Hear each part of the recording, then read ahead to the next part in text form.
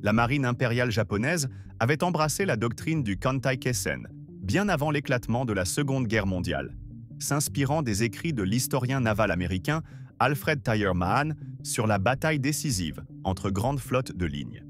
Selon cette vision, un affrontement unique, préparé par une attrition méthodique, devait sceller l'issue de la guerre en mer grâce à une force de cuirassés capable de dominer le feu et la manœuvre.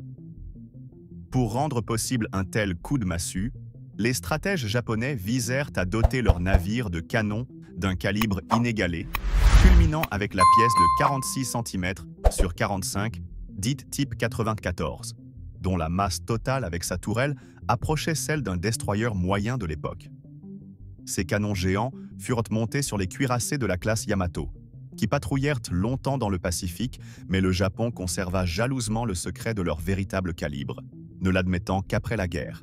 Dans les années 1930, un Japon militarisé se fixe pour horizon la domination de l'Asie orientale par la force, rompant en 1934 avec la Société des Nations et s'affranchissant des engagements qui limitaient notamment la taille et le nombre des grands bâtiments de combat. Conscients qu'ils ne pourraient pas soutenir le rythme industriel des chantiers américains, les planificateurs navals conçoivent une classe de cuirassés d'un déplacement colossal, capable d'affronter plusieurs adversaires simultanément. Naît ainsi la classe Yamato, baptisée d'après une ancienne province dont la silhouette hors norme impose des cales agrandies et des chantiers profondément remaniés pour leur construction en secret. Le Yamato, tête de série, est mis sur cale en 1937 à l'arsenal de Kure, lancé en août 1940, et officiellement admis au service quelques jours après l'attaque de Pearl Harbor, en décembre 1941, affichant près de 72 000 tonnes à pleine charge et 27 nœuds en vitesse maximale. Son artillerie principale aligne 9 pièces de 46 cm sur 45. Type 94, le plus grand calibre jamais monté sur un navire de guerre, servi par un équipage de l'ordre de 2800 marins. Le canon naval. Type 94 est un wire wound gun, un tube frété par enroulement de fils d'acier, dont la construction s'effectue en plusieurs étapes tubulaires successives avant l'insertion et le rayage du tube intérieur. Cette sophistication renchérissait grandement la fabrication. Et, en cas d'usure, l'idée d'un remplacement pur et simple pouvait sembler plus rationnelle que des opérations de reconditionnement lourdes, même si, en pratique, aucun retour à l'arsenal des cuirassés armés de ces pièces n'a été documenté durant le conflit. L'acheminement des gargousses et obus, stockés verticalement, reposait sur des convoyeurs mécaniques ingénieux mais lents, un compromis assumé compte tenu des 60 coups par pièce logés dans la structure tournante de chaque tourelle, soit 180 obus prêts à tirer par tourelle.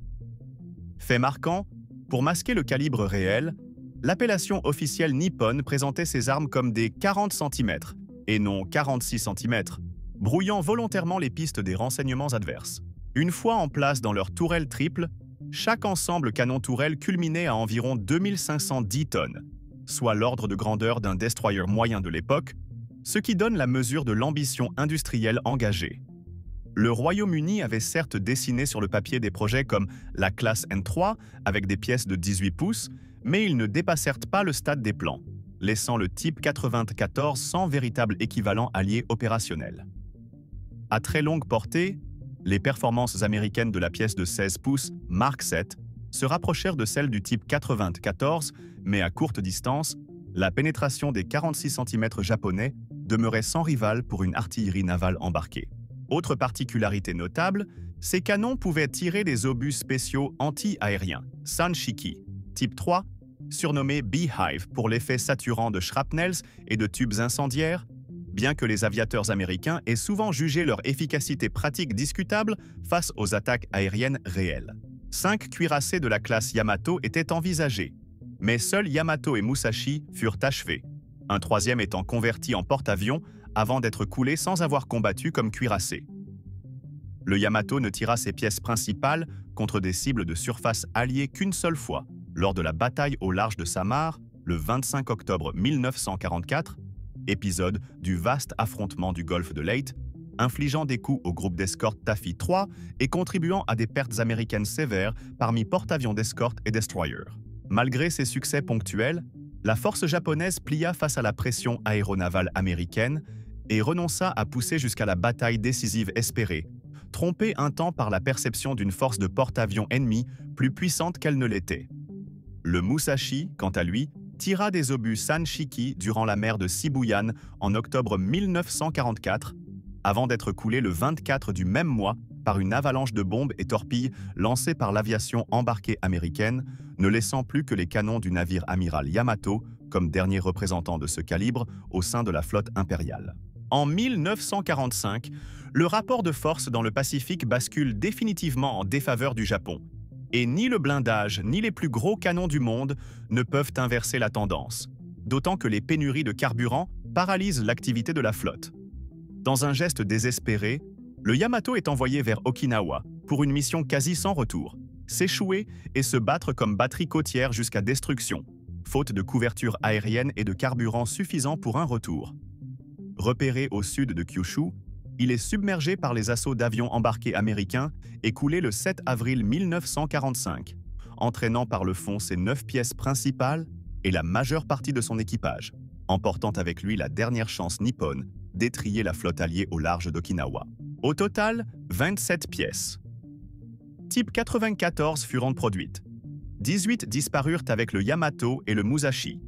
Certaines furent détruites sur ordre d'occupation, d'autres retrouvées inachevées près du polygone de Kamegakubi, et 2 exemplaires, numéros 23 et 27, prirent la route du centre d'essai de Dahlgren, en Virginie, en 1946, où les experts américains confirmèrent l'originalité de l'architecture japonaise par rapport au canon britannique Vickers. Selon des récits ultérieurs, ces pièces et leurs affûts auraient fini ferraillés dans les années 1950. Quoi qu'il en soit, le type 94 demeure à ce jour le plus gros canon jamais embarqué sur un navire de guerre. Dans l'ensemble, l'artillerie principale du Yamato et du Musashi représente l'apogée d'une philosophie centrée sur le choc de flotte.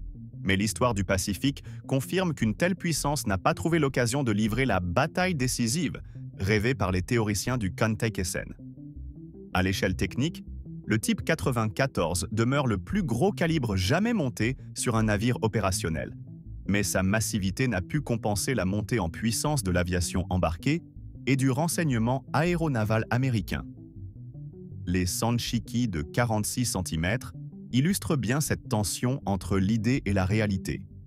Sur le papier, un rideau d'éclat et de feu pour briser les assauts, dans les faits, une efficacité contestée face à des vagues d'attaques coordonnées et rapides.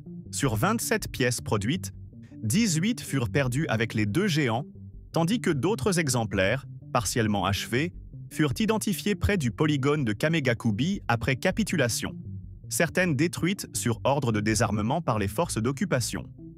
2 canons, numérotés 23 et 27, furent expédiés en 1946 au centre d'essai de Dahlgren en Virginie, où une expertise confirma l'originalité de conception des tourelles japonaises par rapport aux traditions britanniques Vickers, balayant l'idée d'un simple emprunt technologique. Selon des témoignages ultérieurs, ces pièces d'essai auraient été ferraillées dans les années 1950, scellant le destin matériel d'une technologie au sommet de son ère, mais déjà dépassée par la révolution aéronavale. Au large de Samar, le 25 octobre 1944, le Yamato engage des bâtiments américains du groupe Taffy 3, plaçant des coups graves et contribuant à des pertes navales, sans parvenir toutefois à transformer l'accrochage en victoire décisive qui eût validé la doctrine fondatrice de sa conception. Le Musashi, durement frappé à la mer de Sibuyan, est submergé par un volume de feu aéronaval américain sans précédent, illustrant l'asymétrie croissante entre cuirassés et groupes aéronaval rapides et bien coordonnés. Quelques mois plus tard, lors de l'opération Tengo vers Okinawa, le Yamato appareille sans espoir de retour, avec pour consigne de s'échouer et de se battre en batterie fixe, mais il est coulé le 7 avril 1945 par l'aviation embarquée, marquant symboliquement la fin de l'ère des grands cuirassés dominants. Les tourelles triples de 46 cm, compartimentées pour limiter les risques de propagation d'avaries, affichaient une cadence de 1,5 à 2 coups par minute par tube, propulsant des obus explosifs ou perforants de plus d'1 tonne à des portées extrêmes, avec des vitesses initiales voisines de 780 mètres par seconde selon les profils de charge. Si, à très longue distance, la pièce américaine de 16 pouces Mark VII tenait la comparaison balistique.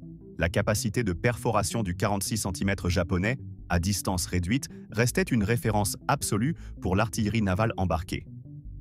Dans la pratique, les contraintes de chargement à angle fixe, la lenteur inhérente des convoyeurs de munitions et l'effet de souffle perturbant la DCA légère limitèrent la flexibilité tactique en engagement aéronaval moderne. L'histoire du Yamato et du Type 94 illustre la transition d'époque. Une ingénierie au sommet de la métallurgie et de l'architecture navale, rattrapée par l'âge de l'aéronaval et du porte-avions. La tentation de la bataille décisive, héritée des grandes collisions de lignes de bataille, s'est heurtée à la dispersion, à la vitesse et à la profondeur de frappe de l'aviation moderne. Reste une trace technique et symbolique durable. Le plus grand canon jamais monté sur un bâtiment et le crépuscule d'une manière de faire la guerre sur mer.